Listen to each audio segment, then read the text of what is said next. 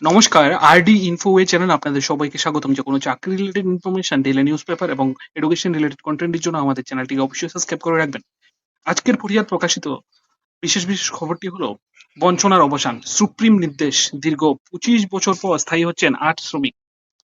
দীর্ঘ আড়াই দশকের বঞ্চনা, আইনি মারপ্যাচ আর রাজ্য সরকারের একগুঁয়েমির দেওয়ালে শেষ পর্যন্ত সজোরে ধাক্কা দিল দেশের সর্বোচ্চ আদালত। গত 25 বছর ধরে ত্রিপুরার শিক্ষা দপ্তরের অধীনে ডিএলডব্লিউ হিসাবে কর্মরত 8 জন কর্মীর জীবন থেকে অন্ধকারের মেঘ কেটে গেল সুপ্রিম কোর্টের এক কড়া নির্দেশ। আগরতলা থেকে দিল্লি, এই দীর্ঘ আইনি লড়াইয়ে শেষ জয় হলো শ্রমের এবং পরাজয় হলো সরকারি তালবাহানা।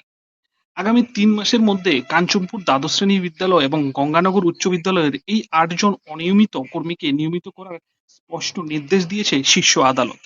এই রায় শুধুমাত্র 8 জন কর্মীর জন্য নয়, বরং রাজ্য সরকারের দাম্ভিক মানসিকতার হার।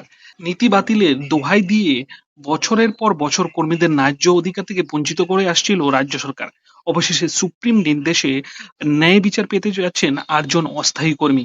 ঘটনার সূত্রপাত প্রায় 25 বছর আগে, যখন এই কর্মীরাও অত্যন্ত সামান্য পারিশ্রমিকে সরকারি বিদ্যালয়ে যোগ দিয়েছিলেন। স্থায়ী কর্মীদের সমান দায়িত্ব পালন করলেও সামান্য টাকা স্থায়ীকরণের দাবিতে তারা বছরের পর বছর প্রশাসনের দরজায় কড়া নেড়েছেন, স্মারকলিপি দিয়েছেন, কিন্তু উত্তর মিলেছে কেবল অবজ্ঞা। অবশেষে 2022 সালে তারা ত্রিপুরা হাইকোর্টের দ্বারস্থ হন, কিন্তু সেখানে প্রাথমিক ধাক্কা খেতে হয় তাদের। তৎকালীন বিচারপতি অরিন্দম লোধের সিঙ্গেল বেঞ্চ কর্মীদের আবেদন খারিজ করে দিয়ে যুক্তি দিয়েছেন যে 2018 সালের 31শে জুলাই জুলাই থেকে রাজ্য সরকারের পূর্বতন নিয়মিতকরণ নীতি বাতিল হয়ে গেছে। যেহেতু বর্তমানে কোনো কার্যকর স্কিম নেই, তাই স্থায়ীকরণের দাবি আইনিভাবে টেকে না। পরবর্তীতে ডিভিশন বেঞ্চেও একই সুরে মামলাটি খারিজ করে দেয়। তবে হাইকোর্টে বিমুখ হয়েও তার হাল ছাড়েননি তারা। বরিষ্ঠ আইনজীবী পুরুষোত্তম রায় বর্মনের আইনি লড়াইয়ের পর মামলাটি পৌঁছে সুপ্রিম কোর্টে। গত 28শে ফেব্রুয়ারি শীর্ষ আদালত তার ঐতিহাসিক পর্যবেক্ষণে সাফ জানিয়ে দিয়েছে যে দীর্ঘ 25 বছর নিরবিচ্ছিন্ন সেবা দেওয়ার পর কেবল স্কিম বাতিল হওয়ার ঠুনকো অজুহাতে কর্মীদের স্থায়ীকরণের মৌলিক অধিকার কেড়ে নেওয়া যায় না।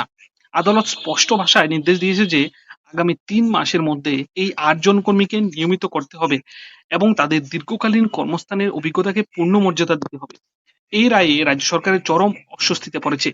সুপ্রিম কোর্ট প্রকারান্তে বুঝিয়ে দিয়েছেন যে সরকারি নীতি বা স্কিম কোনোভাবেই ন্যায় বিচারের পথে বাধা হতে পারে না।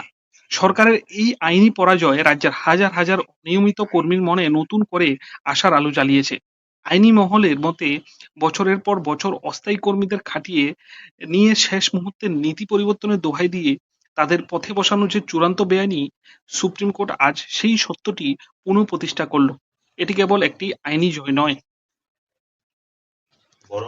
বরং দীর্ঘ 25 বছরের বঞ্চনার বিরুদ্ধে একটি নৈতিক বিজয়।